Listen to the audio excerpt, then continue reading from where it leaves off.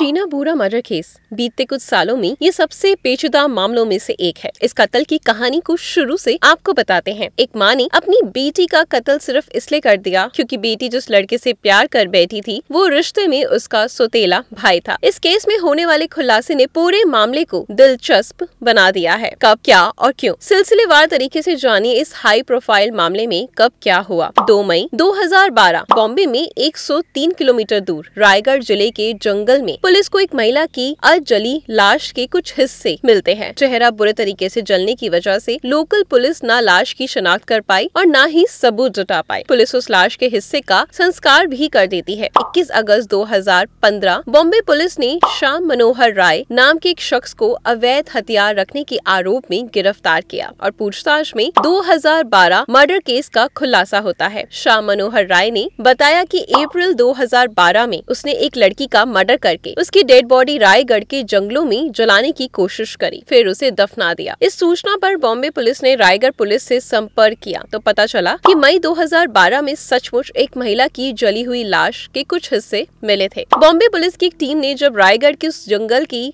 एक जगह खुदाई की तो उस खुदाई में एक महिला की लाश के कुछ और अवशेष मिले। तब पुलिस को पता चला कि वो सच बोल रहा है। लाश के अवशेष बरामद होने के बाद बॉम्बे पुलिस फिर श्याम मनोहर राय से पूछताछ की। तब उसने कुछ वक्त पहले पीटर मुखर्जी की पत्नी इंद्रानी मुखर्जी का ड्राइवर था और इंद्रानी के कहने पर ही उसने शीना बोरा नाम की महिला का कत्ल कर लाश रायगढ़ के जंगल में दफना दी थी। इस खुलासे के बाद बॉम्बे पुलिस ने फौरन इंद्रानी मुखर्जी को बॉम्बे में उनके घर से गिरफ्तार कर लिया। पुलिस के सख्त पूछताछ में इंद्रानी ने अपने गुनाह कबूल किए और कई खुलासे किए।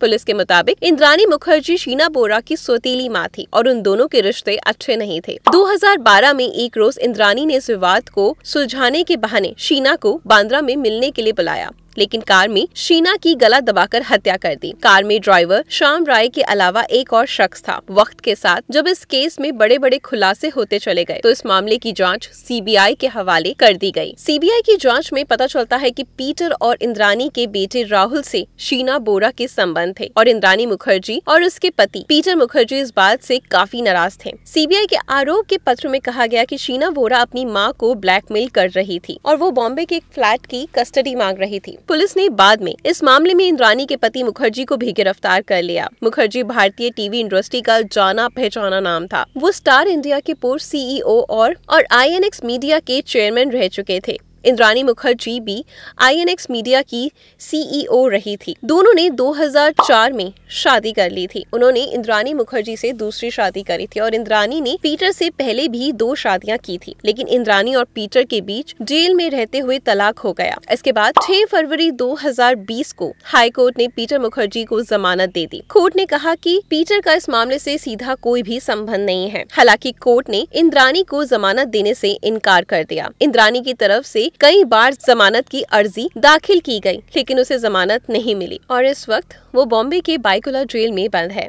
इस केस में सीबीआई ने कोर्ट में 52 गवाह पेश किए थे। तो यही थी इस केस की पूरी कहानी जो मैंने आपको शॉर्ट में डिस्क्राइब करी है, ताकि आप इस केस को पूरे तरीके से जान सके अपना ज्यादा समय गवाए बिना। अगर आप ऐसी और सच्ची घटना सुनना चाहते हैं तो डेफिनेटली हमारे चैनल को सब्सक्राइब करें, वीडियो को लाइक और शेयर करें। धन्यवाद।